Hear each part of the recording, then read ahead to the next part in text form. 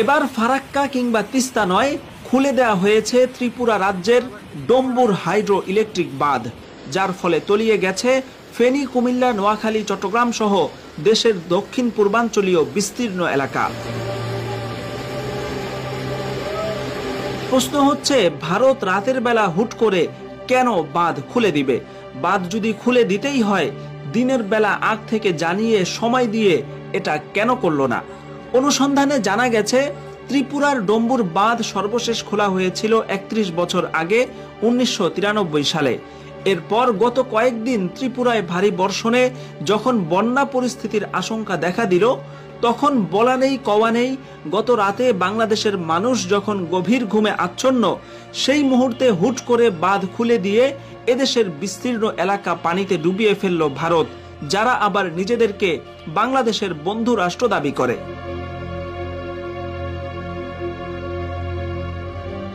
বাংলাদেশের মানুষের মধ্যে ভারত বিদ্বেষ এত প্রবল কেন, সেটা নিয়ে ভারতে ব্যাপক সমালোচনা হয়। কিন্তু ঠিক কী কারণে বাংলাদেশিদের মধ্যে ভারতের প্রতি এত ক্ষোভ, সেটা নিয়ে তাদের মাথা ব্যথা নেই।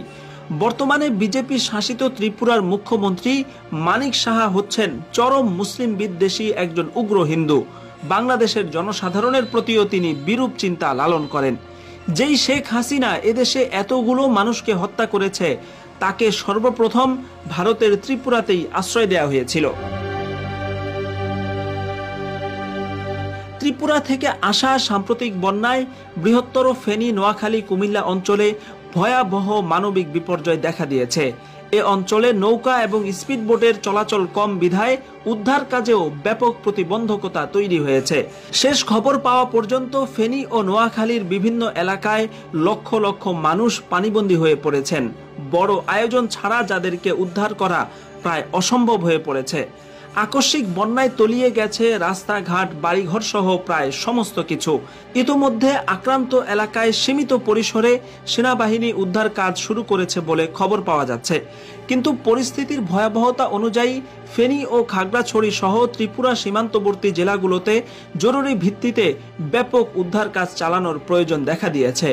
অন্যথায় ব্যাপক প্রাণহানি সহ ভয়াবহ মানবিক বিপর্যয় দেখা দিতে পারে, যার পেছনে প্রধান কারণ ভারত কর্তৃক ত্রিপুরার সেই বাঁধ খুলে দেওয়া।